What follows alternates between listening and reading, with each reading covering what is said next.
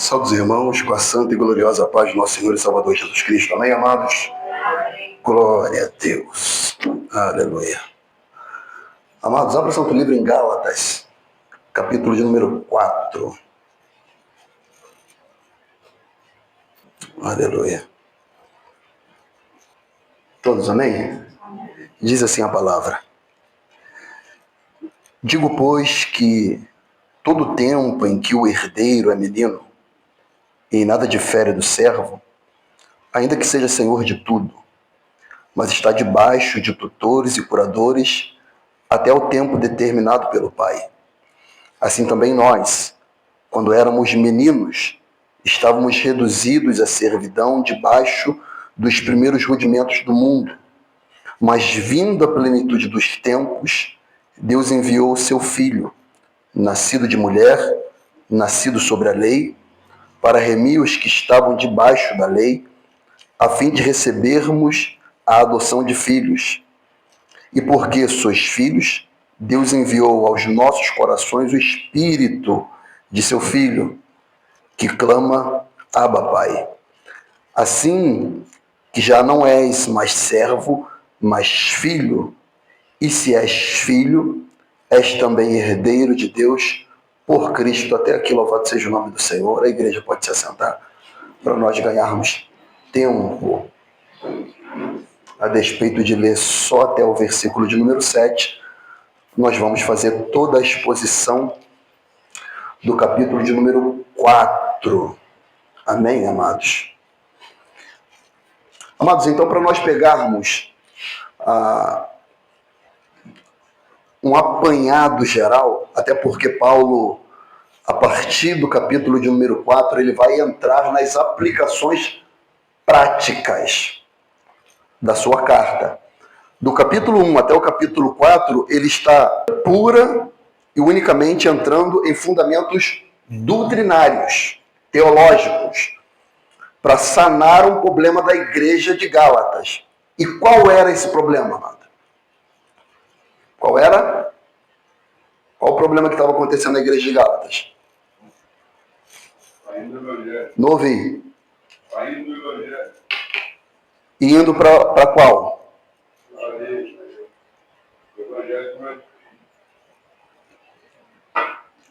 Eles estavam saindo do evangelho de Cristo, não é isso? E indo para o evangelho das obras, o evangelho da lei. E os judaizantes, eles se infiltraram, lembra no capítulo de número 1? Por que eu gosto de fazer isso? Revisitar. Porque a partir do momento, amados irmãos, que você revisita, você fala, você expõe, você memoriza. Como que você memoriza um filme que você viu e gostou muito? Você chega no seu trabalho, você chega na escola, o que você faz? Você fala, você conta o filme. Você está revisitando a sua memória as informações que você recebeu. Mesma coisa é um livro, a escritura. A partir do momento que você lê e você fala, o que o salmista diz? Crie, por isso eu... Como que ele criou? Ele ouviu. Então, por que eu fico provocando vocês para vocês falarem? Porque vocês vão pegar a ideia da carta. Quando vocês lerem a Epístola de Gálatas, vocês já vão ter informações na mente, no espírito de vocês concernente à carta.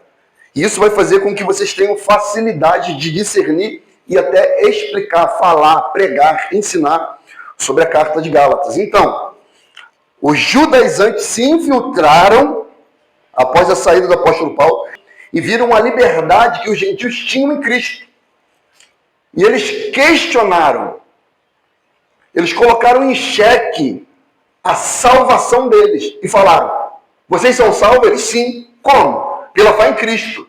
Eles somente? Sim. Mas vocês observam a lei? Eles não. Então vocês não são salvos. E o que eu preciso fazer para ser salvo? Primeiro, vocês têm que circuncidar-se. E eles, por terem o coração aberto, o que eles estavam fazendo? Estavam se circuncidando, se dobrando, se curvando, aceitando a doutrina da circuncisão. O judaísmo estava entrando na igreja. E alguém observou isso e avisou o apóstolo Paulo. Ele escreve para tratar dessa demanda. Os judaizantes que não queriam deixar por baixo, qual a estratégia que eles utilizaram? Qual foi? Dentro da carta. Não, sim, isso aí. Mas quando o apóstolo Paulo refuta a doutrina deles, qual a estratégia que eles fazem? Que Paulo também aborda esse assunto, é importante para nós entendermos a carta. E eu já falei. Falei no 1, falei no 2 e no 3 eu acredito que eu citei novamente. Que é um assunto pertinente. Fala. Eles questionam a autoridade apostólica de Paulo, lembra disso? Eles colocam em xeque o apostolado de Paulo. Aí ele ratifica a chamada dele, que ele aprendeu o evangelho de Cristo do próprio Senhor, lembra? Ele recebeu do Senhor. Aí ele vai até os apóstolos, ele fala do evangelho para os apóstolos falam, a gente não tem nada a acrescentar, é isso daí. Aí eles confirmam o apostolado de Paulo, aí ele vai para as outras igrejas, ele começa a pregar. As igrejas recebem o evangelho que Paulo prega. Aí esses judaizantes, eles estavam colocando em xeque o apostolado, o caráter do apóstolo Paulo. Então o apóstolo Paulo, de maneira muito sábia, ele defende o seu apostolado e ele defende o evangelho que ele recebeu de Cristo com muita veemência. E aí ele aponta qual o perigo que estarem apoiados nesse outro evangelho que eles estavam pregando, que era o evangelho das obras, o evangelho da lei. E ele diz que a lei não tem capacidade de salvar. Que a lei só serviu de aio, só serviu de guia, não é isso? A lei só serviu de guia, de aio. A lei era única e exclusivamente, violentamente incapaz de salvar o homem. Por quê? Porque o homem não tem condição de cumprir a lei. Então a lei, ela não salva, ela aponta para um Salvador. E o nome dele é Jesus, amado. Então eles tinham que entender que não era o fato de observar a lei que eles seriam salvos. Porque eles não conseguiriam. A lei apontava para aquele que conseguiu, que viveu, que foi fiel, que não falhou, oh glória, que não pecou e foi fiel até a morte de cruz. Por isso nós podemos apoiar toda a nossa esperança, toda a nossa fé no sacrifício expiatório de Cristo. E nada, absolutamente nada, que eu ou você venhamos fazer, atribuirá a nós o mérito da salvação. É todo dele, amado. É todo dele, é todo de Cristo. E a justiça de Cristo é imputada em nós. E os nossos pecados foram imputados nele. Por isso ele recebeu a ira do Senhor. Porque a ira do Senhor era para ser imputada em nós. Então por isso que ele fica indignado. Porque eles estavam voltando aos rudimentos antigos. Aos rudimentos que não tinha capacidade de salvar. Porque antes de Cristo nós estávamos sob os cuidados da lei. E estando sobre os cuidados da lei, nós não teríamos condições de ser salvos. E é isso que ele começa a expressar aqui, no capítulo de número 4, dando continuidade ao capítulo de número 3.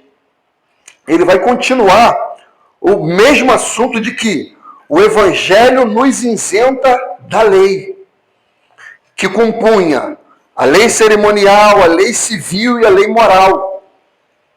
Então, ele quer expressar isso aqui de maneira doutrinária. Vejamos, versículo de número 1.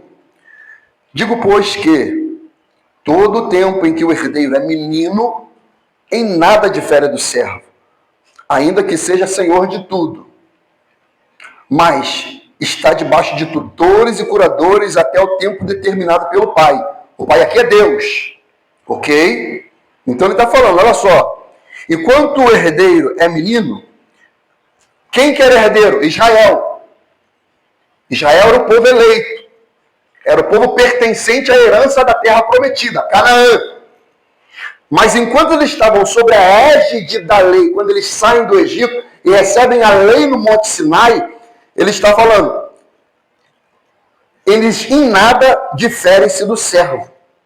Em nada difere-se do servo. Ainda que seja senhor de tudo, ainda que eles possam ter o direito, mas está debaixo de tutores e curadores, até o tempo determinado pelo Pai.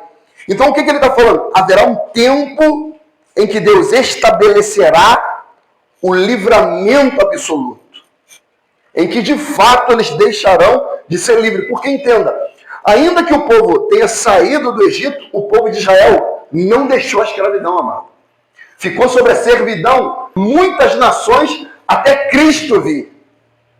Muitas nações subjugou Israel. Então Israel permaneceu, ainda que tinha o direito, ainda que tinha a herança, ainda que tinha a promessa, estava sob a subserviência de outras nações. Por quê? Porque estava debaixo da lei. Invariavelmente fazia o quê? Quebrava. Então, eles logo não tinham condições de assumir.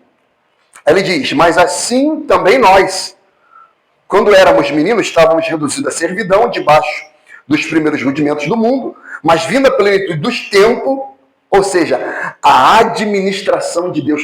Eu gosto dessas aplicações aqui, amado, é dessas aplicações que eu gosto. Isso aqui é tremendo.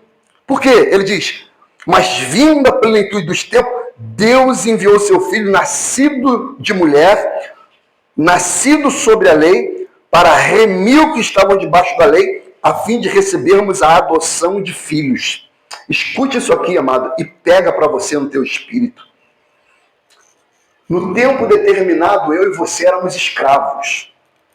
Nós vivíamos segundo os rudimentos do mundo, sim ou não? Vivíamos.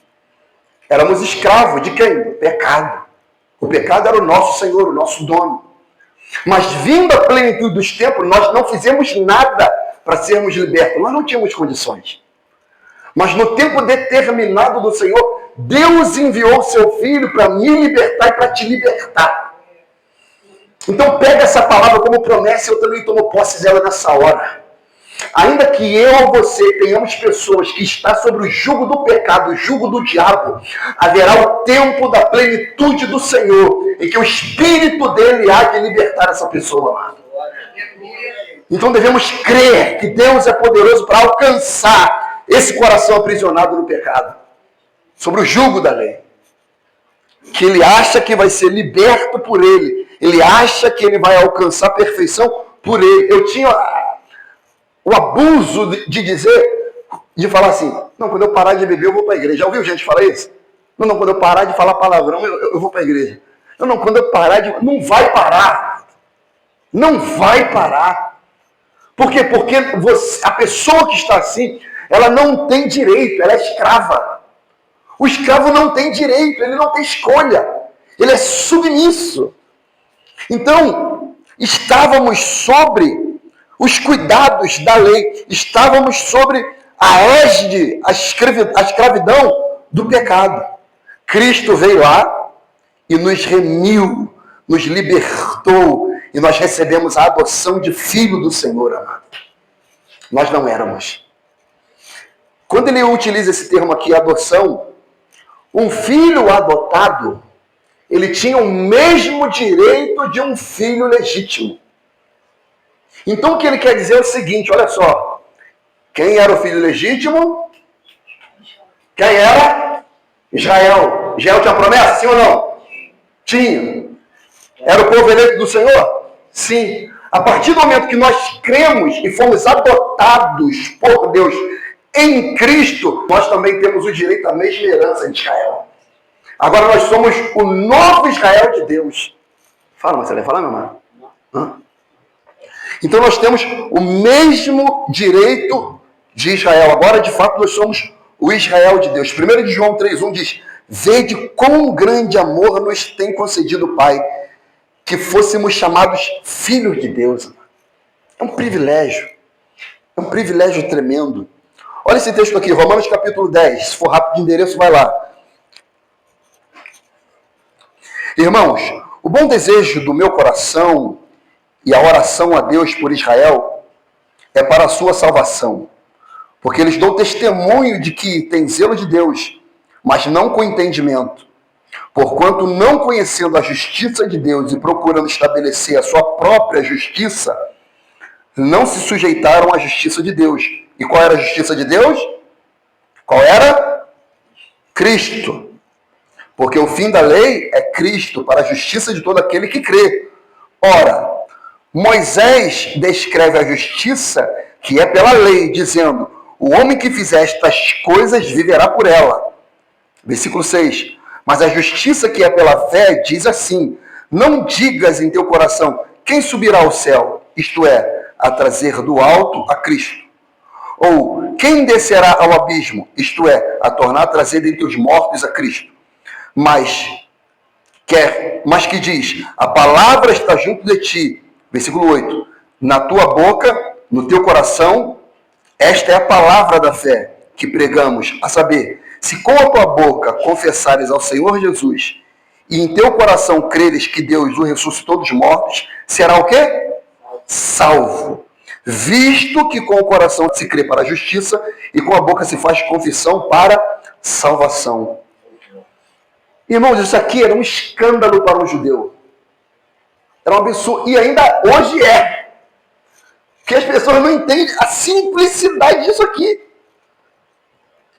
É onde, amados irmãos, eu entendo que a árvore é conhecida pelos frutos, tem tudo isso.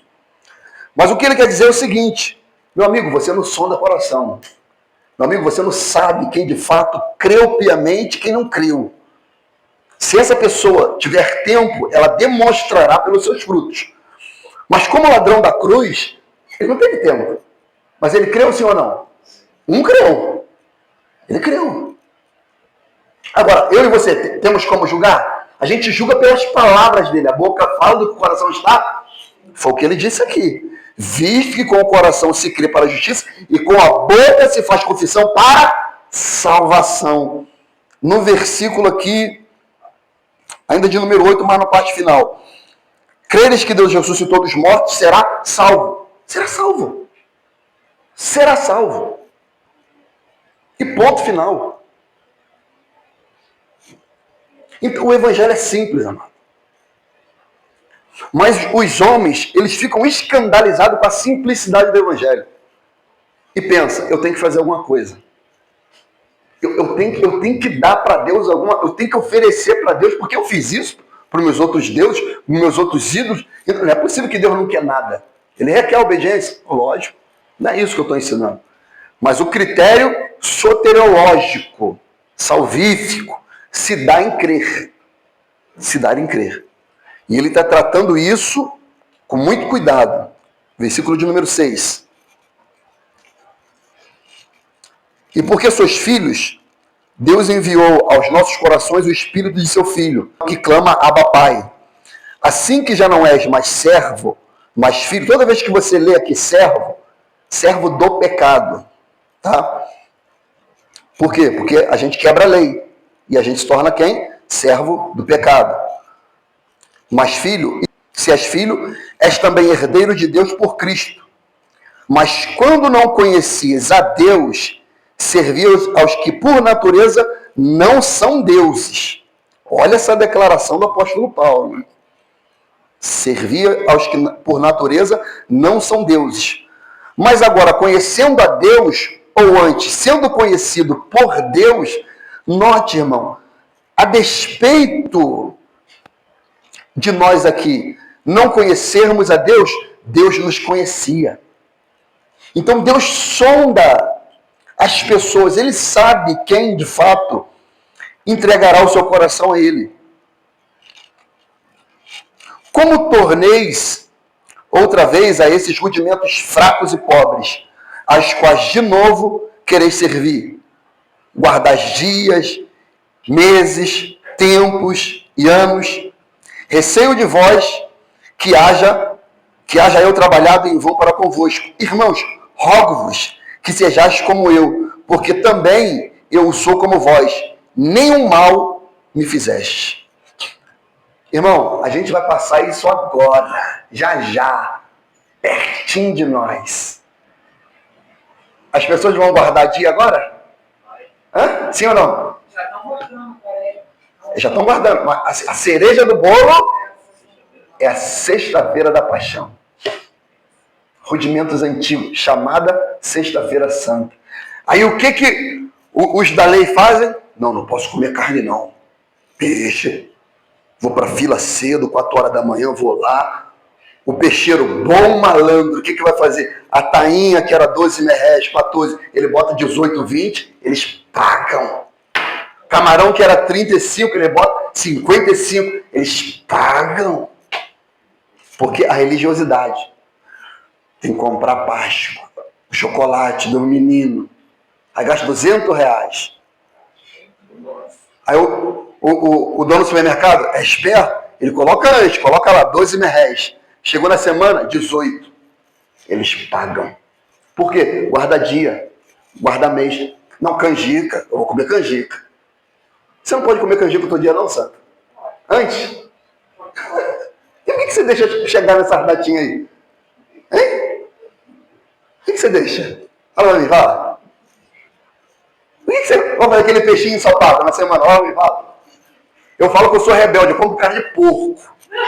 Eu sou rebelde, eu compro carne de porco, lombo, copa-lombo, pernil.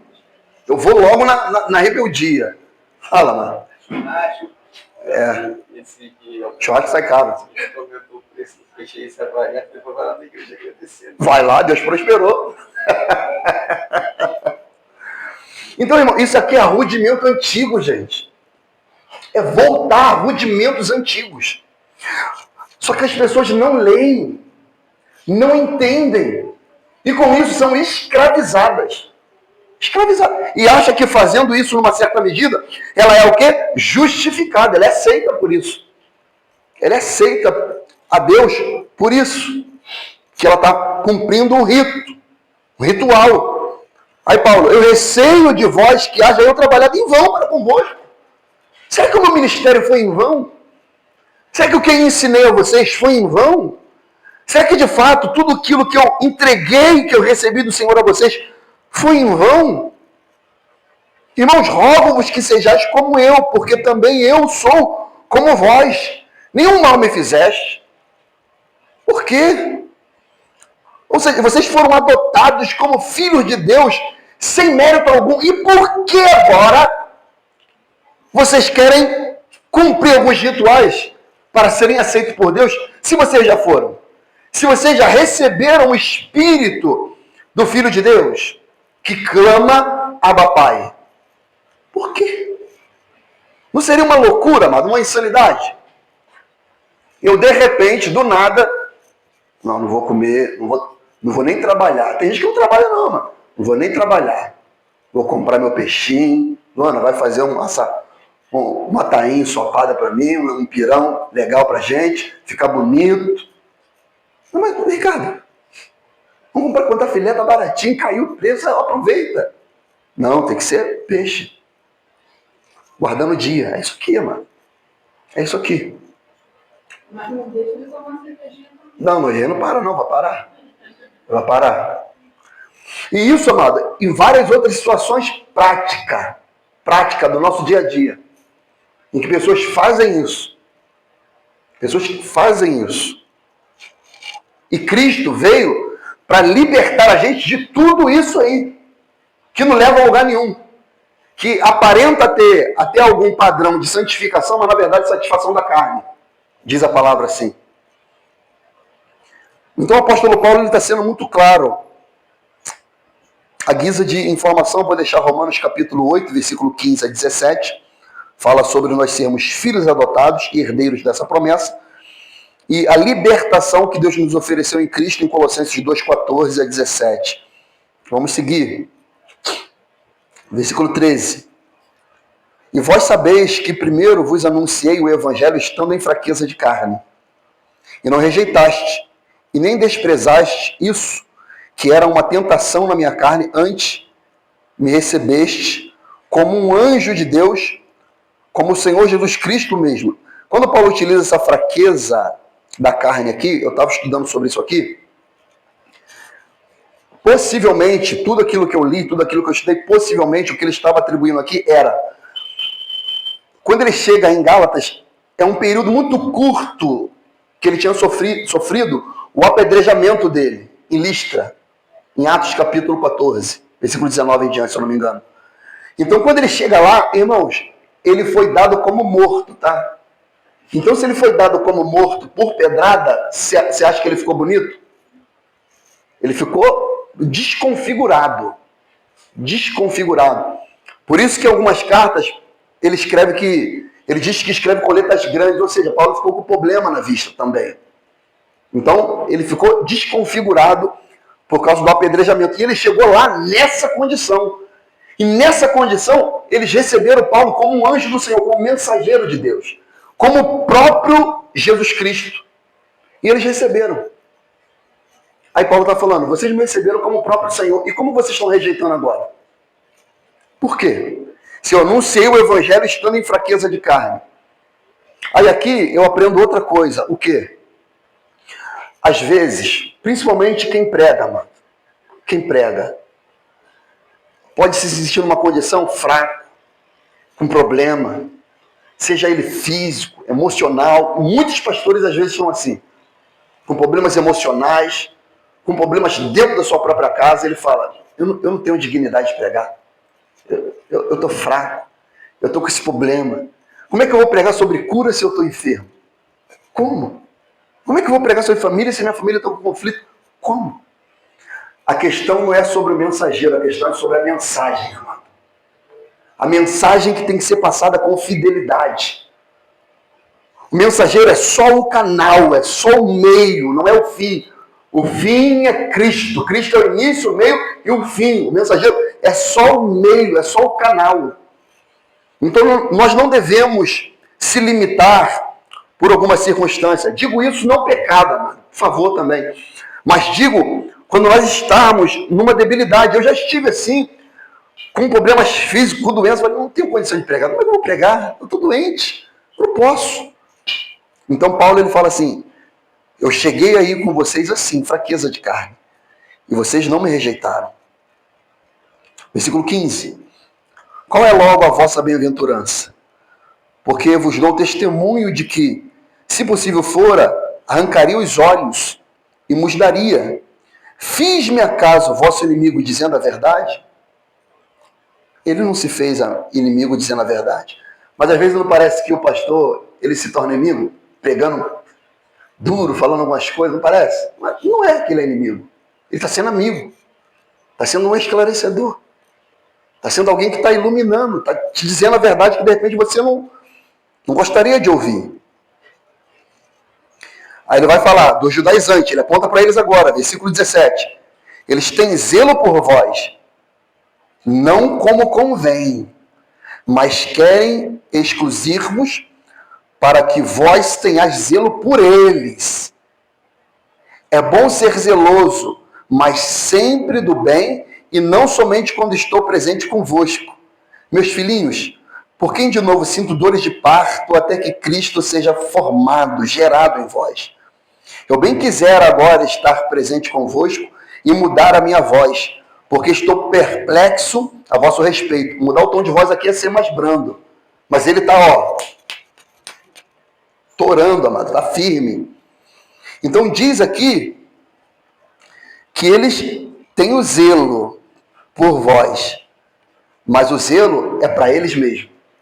Já reparou? Esses camaradas que são assim, judaizantes, que gostam de aplicar várias obrigações à congregação, faz isso. Você fazer isso, Deus vai abrir. Se Deus fazer, Deus opera. Se você fazer, Deus vai dar. Já reparou? Só quem fica bem na jogada é eles. Já reparou? Quem fica rico? Eles. Quem tem casa boa? Eles. Quem tem carro bom? Eles. Quem tem a mulher bonitona? Eles também. Os filhos na escola? Eles. Só eles, mano. Só eles. Mas aparenta ser zeloso, cuidadoso, mas na verdade não é. É uma falsa aparência de zelo. E Paulo aqui ele está falando, Eles parecem ter cuidado para com vocês, mas não é assim. Não se engane. Aí ele fala, eu já tinha gerado vocês. Elane, você voltou a ter... Você não teve Diogo normal não, né? Não, Cesárea, né? Mas você não tornou abrir a madre de novo pelo Diogo, sim ou não? Não. Foi só uma vez, não foi? Então o que Paulo está falando aqui, filhinhos? Por quem, de novo, sinto dores de parto, ele está falando. Ninguém coloca o mesmo filho para fora 2 vezes. Isso não existe. E se fosse, seria uma dor absurda. E quem teve filho de parto normal, quer experimentar aquela dor? O seu foi normal, Sandro? Teve normal? Não quer. Então, o que Paulo está falando? É muito sacrifício para uma alma você ganha. E eu sinto dores de parto, até que Cristo seja formado de novo em vocês. De novo. De novo. Porque ganhar, irmão, alguém que outrora era da fé e desviou é um desafio muito grande, sim ou não, mano? Um camarada que era crente, firme, fiel, Fernando. E do nada esse cara vira um candomblessista. Tenta trazer. Tenta trazer. Tá entendendo? Camarada que era crente, evangelista, missionário, do nada budista. Tenta trazer, meu amigo. Vai ser um parto. Vai ter que sangrar. Sangrar os joelhos. Noites de insônia em oração. Jejum. Para que essa pessoa de novo nasça em Cristo. É assim, mano. É isso que Paulo estava querendo dizer. Será um desafio para mim. Será um grande desafio.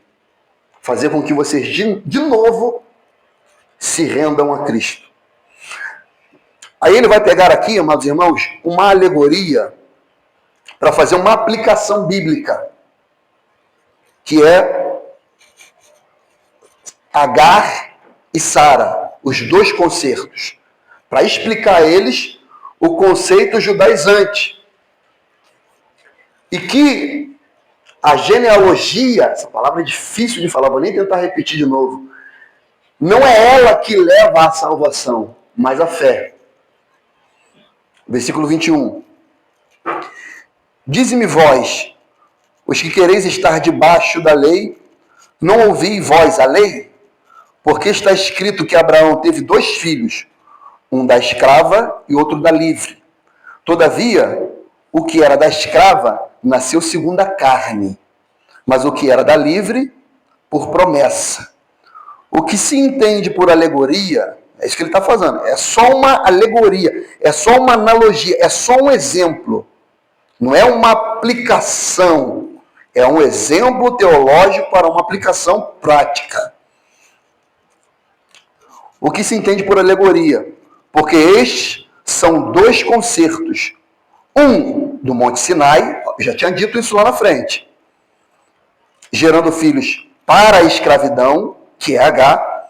Ora, esta H é Sinai, um monte da Arábia, que corresponde a Jerusalém, que agora existe, pois é escrava com seus filhos, mas a Jerusalém, que é de cima, é livre, a qual é mãe de todos nós. Até aqui. Então vamos lá, vamos tentar digerir isso aqui com muita calma.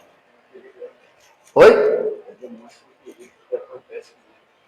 Os judeus, né, os hebreus, eles eram escravos lá no Egito. Sim. Foram libertos pelo Senhor. Sim. Mas voltaram a se tornar escravos, porque começaram a acrescentar coisas na lei. E ele mesmo. E além de quebrar a própria lei, além de acrescentar, quebravam invariavelmente toda hora. Deus falou, não imita, eles imitavam. Não adora os ídolos, eles adoravam. Não tenham filho com as mulheres de outras nações, eles tinham. Então, eles faziam tudo o contrário. Então aqui ele pega 2 alegorias, amados. Ele está pegando o pai da fé judaica. Quem é? Abraão. Ele vai logo no nascituro logo. E Abraão teve 2 filhos. Um da escrava e o outro da livre. A escrava quem é? Agar. A livre quem é? Sara. Ok? Todavia, o que era da escrava nasceu segundo a carne. O que ele quer dizer com isso aqui? Vamos lá. Quero provocar vocês. O que ele quis dizer com isso aqui? Deus fez uma promessa que ele teria um filho com Sara, geração vez mais vai estar aceitando com a mulher que não fosse da vontade de Deus. Exatamente. Alguém concorda com o Márcio? Tem um outro entendimento? Vocês ouviram o que ele falou? Alguém tem um outro entendimento? Ou todo mundo concorda? Deus deu uma promessa a Abraão, não deu? Que ele seria pai de... E foi isso que ele creu. Gênesis 12. A circuncisão, Gênesis 17. Lembra? A lei. E a lei que Deus dá a Moisés, Monte Sinai. E eles quebram. Quando ele diz aqui, todavia o que era da escrava nasceu segundo a carne, o filho que Abraão tem com Agar não foi da promessa de Deus. Não foi por operação milagrosa do Senhor. Foi ação humana. Única e puramente ação humana. Com isso, escravo. Com isso, dado ainda a quebra da lei. Com isso, não tem acesso às promessas. Maldição. Isso se perdura até, por exemplo, o dia de hoje. Pelas guerras. Pelas mortes. Pela maldição que se dá. Porque eles acreditam piamente que os ismaelitas, que hoje são os palestinos, eles são os detentores da terra. E brigam por uma terra aqui. E os judeus, ele entende, não, a terra é nossa, porque nós somos descendentes de Abraão. Porque nós viemos de Isaac, e não de Ismael. Ismael não é o filho da promessa, quem é Isaac. Aí fica essa guerra, essa contenda, esse litígio. Mas o filho que é de Sara é Isaac, que veio de quê? De promessa. Abraão fez alguma coisa para que Isaac viesse? Ele teve algum esforço? Ele teve algumas... Claro, ele teve ali uma texto violenta de Jeová. Ele conseguiu. Mas se Deus não desse, conseguia? Não. Por quê? Porque ele já era velho, em idade... Velho não, meu irmão. Qual o termo que era? Idosa? Idoso. Era um ancião de dias do Senhor. Um ancião de dias do Senhor. E Sara, uma anciã de dias do Senhor... estéril ainda para completar. Aí Deus fala, vocês vão ter um filho. Impossível, sim ou não? Possível. Impossível. Aí vamos trazer para a gente a aplicação que Paulo está querendo fazer. Nós, sem Jesus Cristo, era possível a gente nascer de novo? Impossível. Só uma operação divina. Só uma ação do Espírito Santo. Tiago fala, né, que a fé sem obra é morta. É um corpo sem o Espírito. É morto. Então o que ele quer dizer é, se não fosse a ação do Espírito Santo em vocês, não teria condições de vocês nascerem de novo. Porque vocês foram tornados filhos da promessa. Antes você era um filho da escrava, Agar. Por Cristo, vocês se tornaram, se tornaram filhos da promessa. Por Cristo Jesus. E na prática a gente pode substituir isso por verdade. Verdade. Quando a gente tem Jesus, é tudo diferente. Entende? Entende?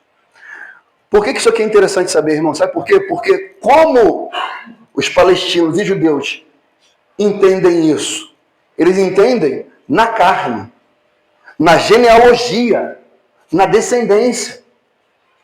Então o cristão ele pode correr o risco de achar que eu sou descendente de Abraão biológico. Mas como, irmão? Não existe isso, irmão. Vai puxar meu sangue, vai dar na África, meu.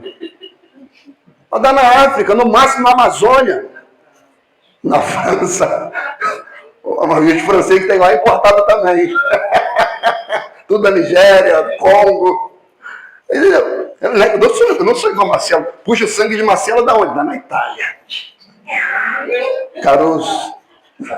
Capite? Tá bem, né? Graças a mim. Então, entender isso aqui é entender espiritualmente, pela fé, amado. Pela fé, a obra que o Senhor fez em nossos corações. Então, para os judeus, isso era inconcebível. Como que gentios idólatra, eles podem alcançar a salvação? Como que eles podem ser alcançados pelo Senhor? Como que eles podem ser redimidos por Jeová sem fazer nada? Não tem como. Não tem que fazer para ser. Não, é pela fé, amado. É pela fé. E eu queria ler esses dois textos aqui com vocês. Vamos voltar lá em Romanos capítulo 9, novamente. Um lê para mim Romanos 9 e alguém lê para mim Efésios 2. A partir do 8. Fala, meu amado. Outra observação aí no Abraão, né? É que ele deixou de ouvir a voz de Deus para ouvir a voz da esposa. Para que ele tivesse um filho com a escrava. Acontece que muitas vezes hoje em dia, às vezes Deus tem uma promessa na vida da pessoa, e tem um que está do lado, está desanimando. Às vezes, por exemplo, claro, minha irmã teve uma promessa do Senhor que um dia ela ia ter o Diogo, e ela creu. Sim. Mas eu tenho certeza que muita gente pensa assim, isso aí foi coisa do coração humano, não pode ser no primeiro ano, não pode ser no segundo, não pode ser no terceiro, só deve acontecer no quarto, ela manteve a fé. Manteve a fé. Entendeu? Mas às vezes a pessoa dá ouvido ao ser humano, esquecendo a promessa do Senhor. E essa sua observação é interessante por quê? Porque ainda que nós venhamos a não dar ouvido à promessa que o Senhor fez, isso não muda aquilo que ele prometeu, porque o que ele prometeu vai cumprir invariavelmente, independentemente da nossa quebra ou não. Aí volta lá naquele texto. Ainda que nós sejamos infiéis, Deus permanece fiel, porque ele não pode negar a si mesmo.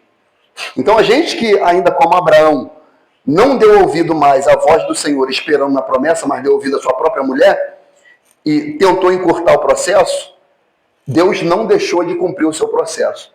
Então o processo de salvação do Senhor, ele vai acontecer. Quer a gente queira, quer não. Ele vai operar. Quem abriu? Romanos 9, por favor. Versículo 6 até o 9. Pode ler, por favor. É 6 ou 1? Romanos 9, a partir do 6 até o versículo 9. Não que a palavra de Deus haja faltado, porque nem todos os que são de Israel são israelitas, nem por serem descendência de Abraão. Opa, pegou? Vai. São todos filhos, mas em Isaac será chamado a tua descendência. Isto é, não são os filhos da carne, que são filhos de Deus, mas os filhos da promessa são contados como descendência. Porque a palavra da promessa está, por este tempo direi, e Sara terá um filho. Amém. E não somente esta, mas também Rebeca, que concedeu a um Isaque, nosso pai. Porque não tendo eles ainda nascido, nem tendo feito bem ou mal, para que o propósito de Deus, segundo a eleição, ficasse firme, não por causa das obras, mas por aquele que chama. Que é quem? Que é Deus. Foi aquilo que você falou. Independente do que o homem faça, Deus ele vai operar a sua obra. Ele vai cumprir o seu propósito. É até aí, meu irmão. Até o 9. Efésios 2, quem achou? Por favor. Do 8. Pode ler? Pode ler, minha irmã. Até o 15, por favor. Um pouquinho longo, mas vale a pena.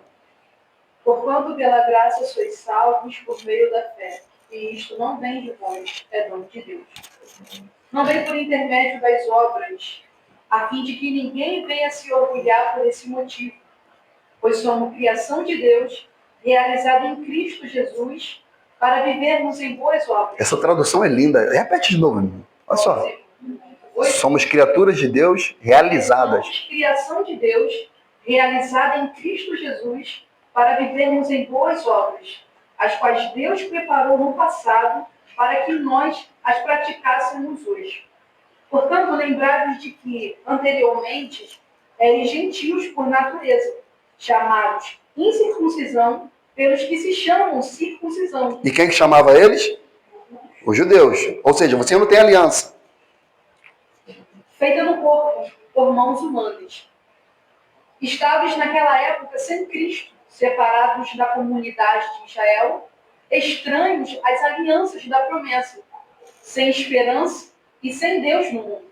Todavia, agora, em Cristo Jesus, Vós que antes estavais distantes, fostes aproximados mediante o sangue de Cristo. Porquanto ele é a nossa paz. De ambos os povos fez um só, e derrubando o muro de separação em seu próprio corpo, desfez toda a inimizade. Ou seja, anulou a lei dos mandamentos expressa em ordenanças, para em si mesmo criar um novo ser humano, realizando assim a paz. Aleluia. Leu 16, minha irmã? Leu 16 também. E reconciliar com Deus os dois em um só corpo, pelo ato na cruz, por intermédio do qual ele destruiu toda a irreconciliabilidade. Por uma outra versão, a inimizade. Uma incompatibilidade. Então, note que em Cristo já não há mais, amado, essa divisão. Judeu, gentil, circunciso, incircunciso, negro, branco, escravo ou livre. Se crê em Cristo, está inserido no corpo dele. E agora se torna a comunidade de Deus, o novo Israel do Senhor. E aí está tomando posse do concerto e das promessas que outrora fora proferida e dita a Abraão. E Abraão creu e isso foi imputado por justiça. Nós cremos, isso é imputado por justiça. E não por aquilo que vamos conseguir fazer, mas por aquilo que ele fez. Aí quando cremos, realizados em Cristo Jesus, para as boas obras, as que antes ele quis que nós andássemos, realizássemos. Então, eu não faço para ser. Eu não faço para ser. Sou, por isso faço. Eu não vou fazer para ser. Eu sou, por isso eu faço. Então, o cristão genuíno, ele tem essa consciência. E eu termino aqui no versículo de número 27, até o 31 do capítulo 4, e depois nós vamos entrar nesse capítulo interessantíssimo, do capítulo 5 e 6, que aí você vai ver que Paulo, é necessário ele dar essa exortação. Por quê? No capítulo 5, porque quando se entende assim, não, então, se é pela graça que eu sou salvo, então eu posso viver de qualquer maneira, Paulo. Vou apontar para vocês o que é obra da carne e o que é obra do Espírito. Aí vocês vão ver. Anda dessa maneira para você ver onde vocês vão parar. Anda aí para você ver. Vamos lá, versículo 27. Porque está escrito, olha só, Paulo já está pegando fundamento teológico, doutrinário. Isso aqui é um texto bíblico que ele está utilizando. Se eu não me engano, eu botei aqui. Isaías 54. Esse texto aqui que ele cita. Porque está escrito, alegre-te, estéril, que não dás à luz, esforça-te e clama, tu que não estás de parto, porque os filhos da solitária são mais do que os que têm marido. Mas nós, irmãos, somos filhos da promessa, como Isaque. Mas como então aquele que era gerado segundo a carne, que no caso é Ismael, perseguia o que era segundo o Espírito, que no caso é Isaque, assim é também agora. Essa referência aqui é Gênesis 21, se eu não me engano. Onde eu parei? No 30? Mas o que diz a Escritura? Lança fora a escrava e seu filho, porque de modo algum o filho da escrava herdará com o filho da livre. De maneira que, irmãos, somos filhos não da escrava, mas da livre.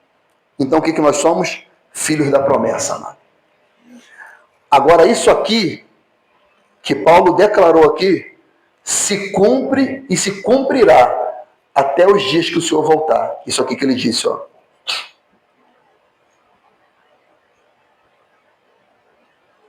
Mas que diz a Escritura? Lança fora a escrava o seu filho, porque de modo algum o filho da escrava herdará com o filho da livre. Nessa parte aqui não. Que diz aqui que ele persegue o filho da promessa. 29. Mas como então aquele que era gerado segundo a carne perseguia o que era gerado segundo o Espírito? Isaac, Ismael, o que ele ficava fazendo com Isaac? Provocando, zombando, perseguindo. E o que acontece hoje, amado? E o que vai acontecer quando aquele que crê em Cristo declarar ser cristão, principalmente alguém que é da fé islâmica, se ele falar, larguei o islamismo e creio no cristianismo, o que acontece com ele? Ele é perseguido e morto. Isso acontece. E a Bíblia diz que eles vão perseguir cuidando que estão fazendo um serviço a quem? A Deus. Isso acontece e vai acontecer mais. Aí no 27 e no 28 ele vai falar de 3 povos. No 27 vai falar assim: alega-te estéril que não dá luz, esforce-te e clama tu que não está de parto. Está falando sobre Sara, da descendência aos judeus. Isso. Né? Porque os filhos da solitária são mais do que os da que tem marido, que são os descendentes de Ismael. Exatamente. São maiores em quantidade. Isso. Aí vai falar no terceiro, que no caso somos nós. A igreja. Mas nós, irmãos, somos filhos da promessa. Aí não vai falar que vem de Isaac, ele vai falar como Isaac. Como Isaac. Que foi prometido por Deus. Uma promessa direta de Deus. Essa fala de Paulo é interessante. Isso fala, amados irmãos, de uma obra única, pura, genuína e completa do Espírito Santo de Deus. E é por isso que no capítulo 5 ele diz: portanto, andai em espírito, e de modo algum cumprireis a concupiscência da carne. E eu termino com esse texto aqui, amados irmãos. Tito, vamos lá, Tito 3.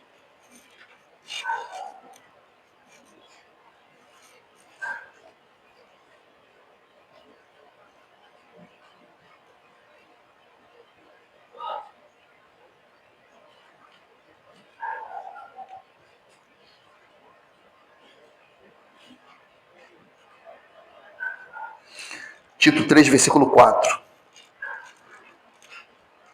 Mas quando apareceu a benignidade e o amor de Deus, nosso Salvador, para com os homens, não pelas obras de justiça que houvéssemos feito, mas segundo a sua misericórdia, nos salvou, olha isso aqui, nos salvou pela lavagem da regeneração e da renovação do Espírito Santo, que abundantemente ele derramou sobre nós por Jesus Cristo, nosso Salvador, para que, sendo justificado pela sua graça, sejamos feitos herdeiros segundo a esperança da vida eterna.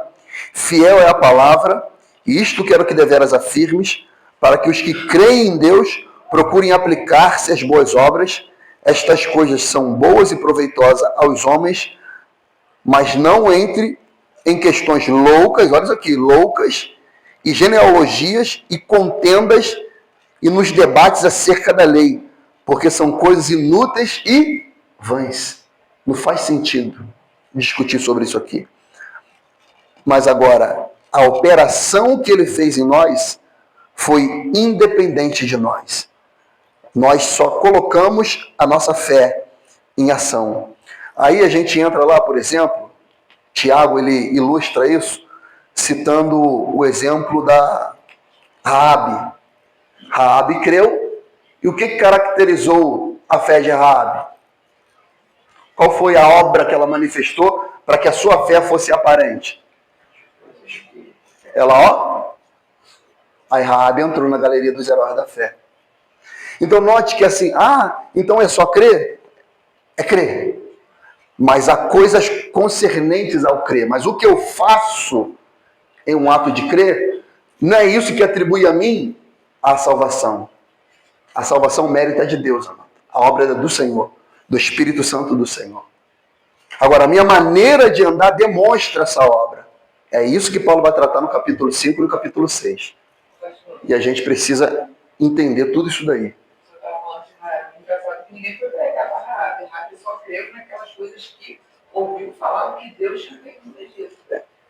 E os espias que foram lá falar para ela. E ela acreditou. Mas antes eu já estava Já ouvia. Já ouvia. E Eles chegaram lá, foi o ponto final para ela largar tudo que ela tinha e fazia. ela poderia não crer. E se ela não cresce, ela seria destruída junto. Acontece com quem? Faz o quê? Rejeita a oferta da salvação. Não está ecoando, amado, a mensagem da cruz? Está ecoando. Está sendo pregado. As pessoas estão ouvindo. Agora a questão é, quem deu crédito à pregação?